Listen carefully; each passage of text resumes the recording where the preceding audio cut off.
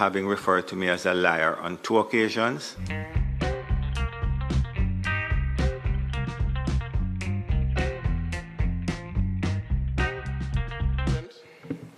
I rise to commence the debate on the bill titled Road Traffic Reprieve and Nullification of Prescribed Notices Amendment Act 2024 before this Honourable Senate today.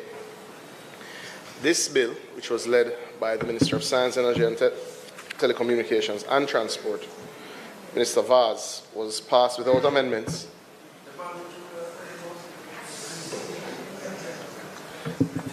No such was. Without any amendments in the other place on July 16th. This bill proposes to make minor amendments to the Road Traffic Reprieve and Nullification Prescribed Notices Act 2023, the Principal 2023 Act, to ensure its accurate and efficient use. Like the 2023 Act, the bill affirms the intent to afford persons a period of reprieve to address outstanding matters for the motoring public in respect of the prescribed notices issued before February 1, 2023, under Section 116 of the Road Traffic Act 1938, and to nullify demerit points recorded against all driver's licenses before February 1, 2023. Outstanding tickets issued before February 1, 2018, and demerit points accrued up to February 1, 2023, were made null and void and not carried over to the Road Traffic Act 2018, which came into effect on February 1, 2023. For all tickets which were paid by January 31st, 2023, the demerit points were expunged. Mr. President, since the enactment of the 2023 Act, we have listened to the motoring public and judges and decided to propose some minor amendments to the Principal Act, which are captured in this bill. The bill comprises 4 clauses and seeks to amend the Road Traffic Reprieve and Nullification of Prescribed Notices Act 2023 in 3 ways. The first clause at Section 1 introduces the bill citing the Road Traffic Reprieve and Nullification of Prescribed Notices Amendment Act 2024. The bill shall be read and construed as one with the 2023 Act. The other 3 clauses contain the core provisions and are as follows. Section 2 amends one of the key terms in the interpretation section of the 2023 Act, specifically the meaning of outstanding traffic penalty. That definition will be entirely replaced with the following. Outstanding traffic penalty means the fixed penalty in respect of an offence to which Section 116 of the Road Traffic Act 1938 relates that would have been payable pursuant to a prescribed notice issued during the period commencing on February 1, 2018 and ending on January 31st, 2023, before the end of 21 days following the date of the notice, or such longer period, if any, as may be specified in the notice, or that would have been payable but was not paid within the prescribed time. A qualifying person is anyone who has been issued with a traffic ticket.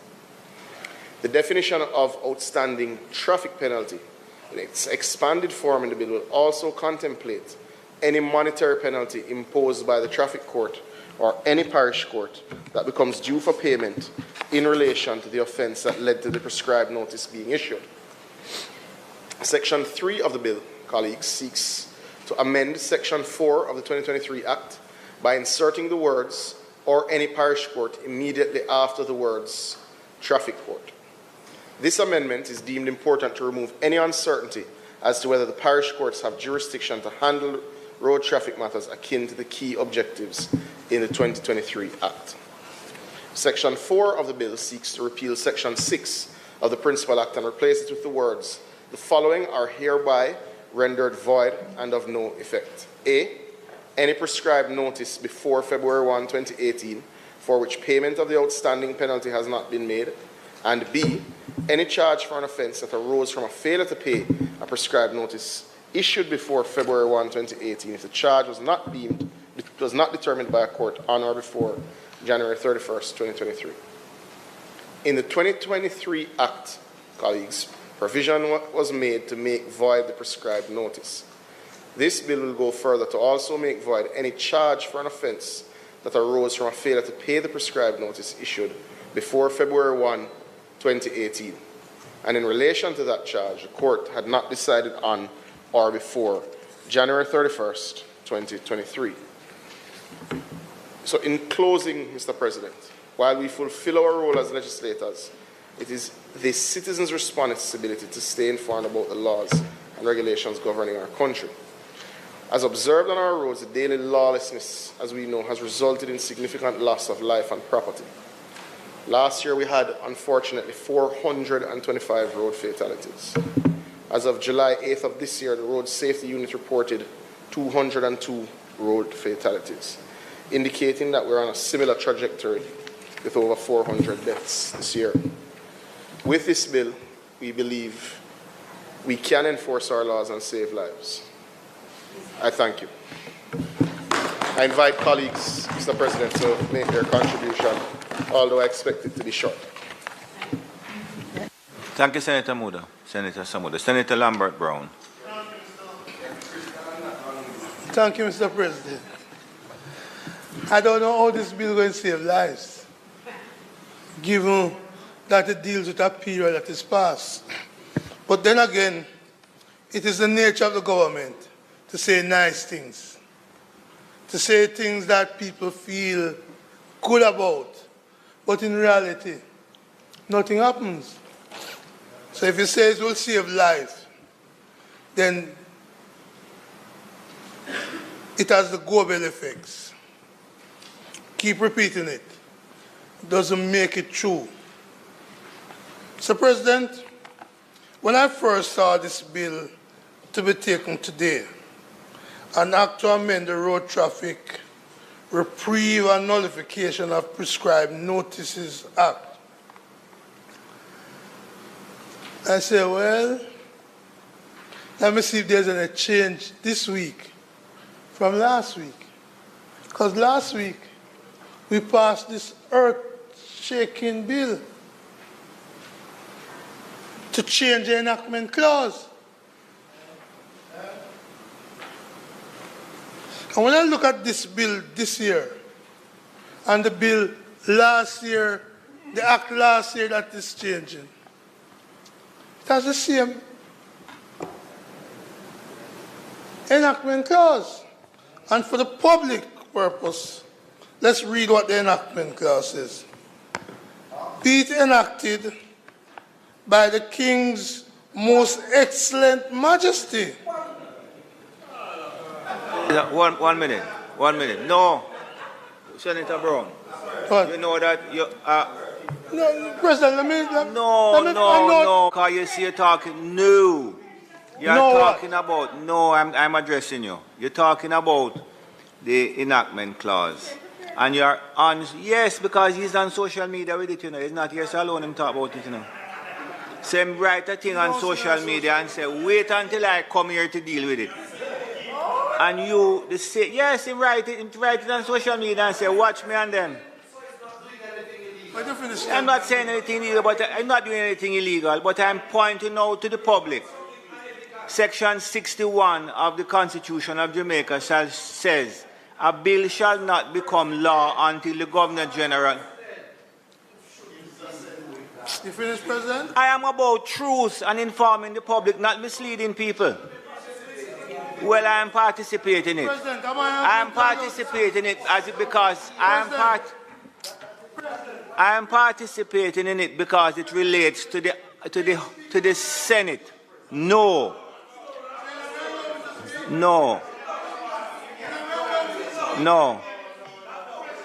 A bill.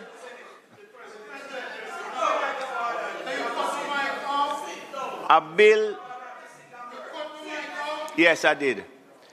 A bill shall not become law until the Governor General has assented thereto in Her Majesty's name and on Her Majesty's behalf, and has signed it in token of such assent. The bill that was passed to change the relevant clause has not been consented to by the Governor General, and that is why the bill that you are having in your hand here has the whole enactment clause. So you go on social media and mislead the entire 80 people that follow you, and you come here with it this morning. I'm not speaking to you, Senator Sinclair. With the greatest of respect, Mr. President. Mr. President, from my understanding of the role of the President of the Senate, he is supposed to be the mediator, the umpire, who is impartial and not participating in the debate in the Senate. That is why we have 20 members inside the Senate, to participate in that cut and thrust of the debate. The fact of the matter is that the President has to be that guiding hand that you have been doing, Mr. President, rather than interfering in the debate. Let Cavan Gale or Mr. Sinclair get involved in that. You know, so don't engage in that, Mr. President. You know, what I'm engaging in. You don't know better. What? You're a political. What I'm in.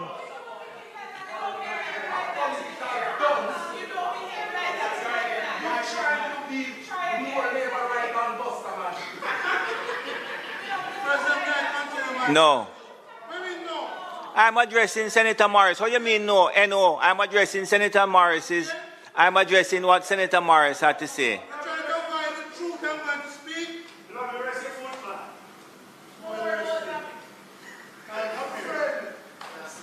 Senator Morris, the difference that is happening here, you know, I'm not involving myself in a debate, you know.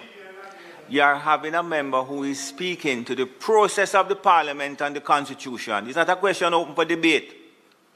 And I see on social media, I'm right, you know. That's not true. You're lying, President. You're lying. And then now, he's coming to say that you passed legislation last week, but yet still let the bills are not changed. The bill has not been assented to by the Governor General. And since you said that I'm a liar, right, I don't have an issue with that. So next speaker, because I'm not hearing you.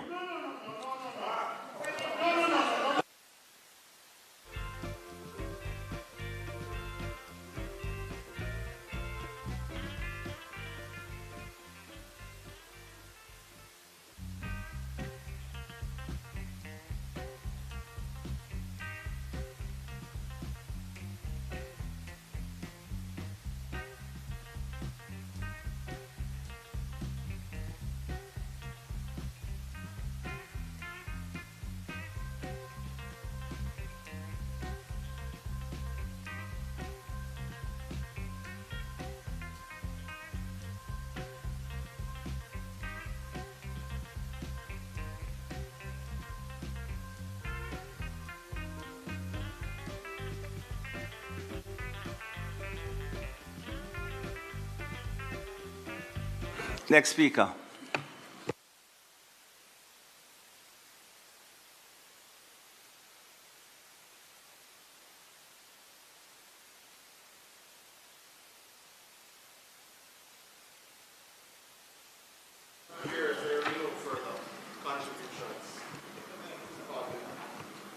Me accustomed to turn on mic, you know. You have to Start again, President. Thank you, Mr. President, and thank colleagues for their contribution to the debate.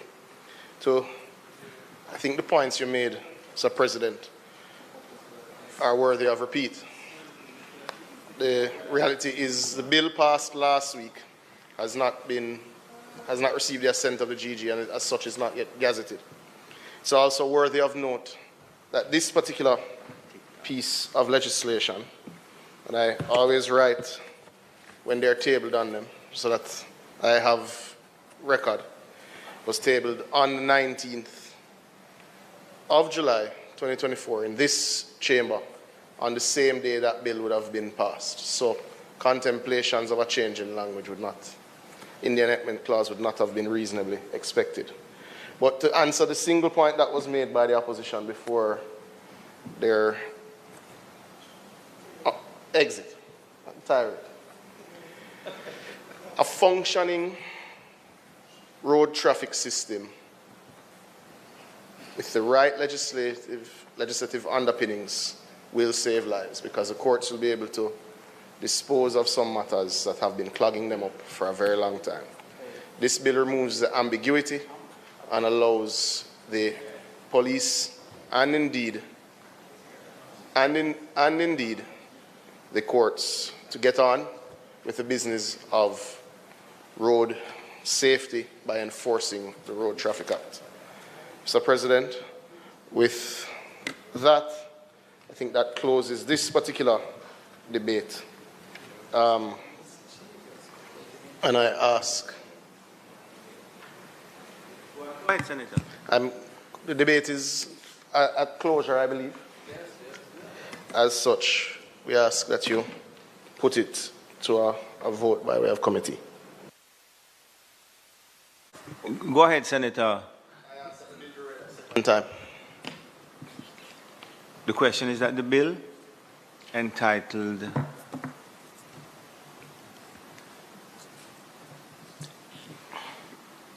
entitled Road Traffic Reprieve and Nullification of Prescribed Notice Amendment Act 2022 be read a second time. Those in favor?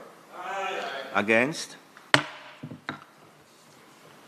A bill entitled An Act to Amend the Road Traffic Reprieve and Nullification of Prescribed Notices Act read a second time.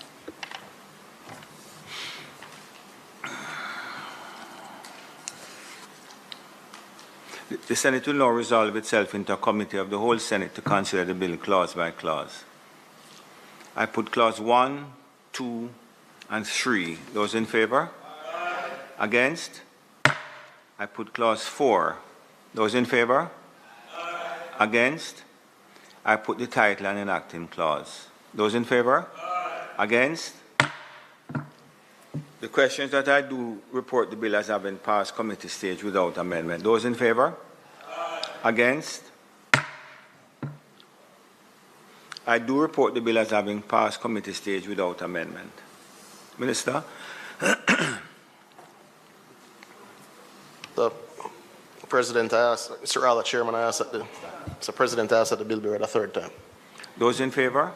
Aye. Against? Thank you. A bill entitled An Act to Amend the Road Traffic Reprieve and Nullification of Prescribed Notices Act read a third time and pass.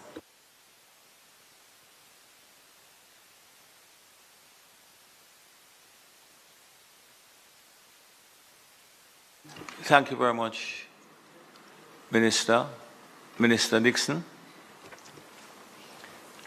Mr. President, I now move for the suspension of the standing orders to enable me to take second reading of a bill shortly entitled The Representation of the People Amendment Act 2024 and to take it through all its concluding stages.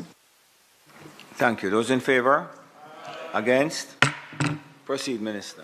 Just before we ask for the adjournment, I just bring to the attention, really, of the members of the Senate and the public who may or may not have an interest in this matter. Last week, the Senate passed into law a bill which altered the enacting clause which appears on the front of all legislation, which reads, "Be it enacted by the King's most excellent majesty," and it goes on. And the bill was passed in the Senate last week, Friday, and has gone through the process of being assented by the Governor General, because the Constitution at 61 reads, "A bill shall not become law until the Governor General has assented thereto in Her Majesty's name and on Her Majesty's behalf, and has signed it in token of such assent." In relation to this particular bill, it remains just that, a bill, because it has not yet received the consent of the Governor General. Senator Brown, in his presentation today, sought to raise the fact that the bill or bills that we are dealing with today continue to have the old enactment clause reference to King's Most Excellent Majesty. And I sought to interrupt him, to explain to him why that is so. Because on his social media posts, and I take it is him because it has his name and a picture of himself, he reads, "If all you say is true, can you explain why next Friday, that's today, the Senate will debate two bills with the same words keeping the king in our laws?" So, in reality, Senator Brown asked for an explanation as to why it is the law or the bills continue with the old enactment clause. And I sought to bring this to his attention, bring to the attention of the Senate, that in his social media posts he has been discussing this matter. And I sought to bring it to his attention in response to what he wrote in the social media. And I read it again. "If all you say is true, can you explain?" Well, I can. "Why next Friday the Senate will debate two bills with the same words, keeping the king in our laws?" And that is what I was doing. He breached sections 34 and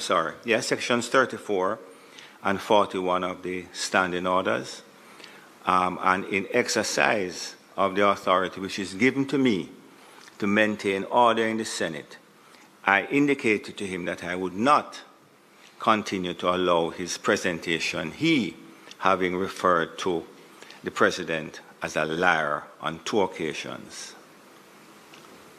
The reference to liar refers to what I just read on the social media.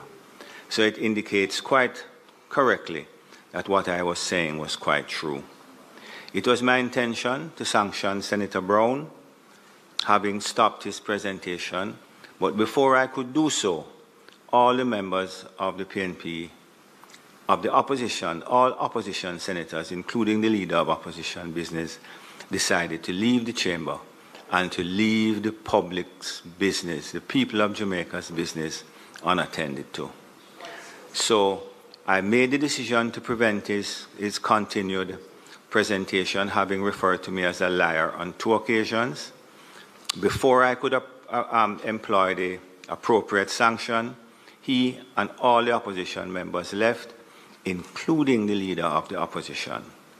Left when a debate concerning the Road Traffic Act was scheduled to be held. In fact, it was. And another debate concerning the Representation of the People's Act, which would deal with the postponement of the by-election, local government by-election in the parish of St. Thomas. And they chose to leave and to leave the people's business, for which they claim to be so interested, to leave the people's business unattended in support of Senator Brown, who was in breach of the standing orders by his outrageous, rude, and unparliamentary behavior. And I'm not going to put up with it. Thank you very much. Minister? Mr. President, the agenda of the day is indeed complete.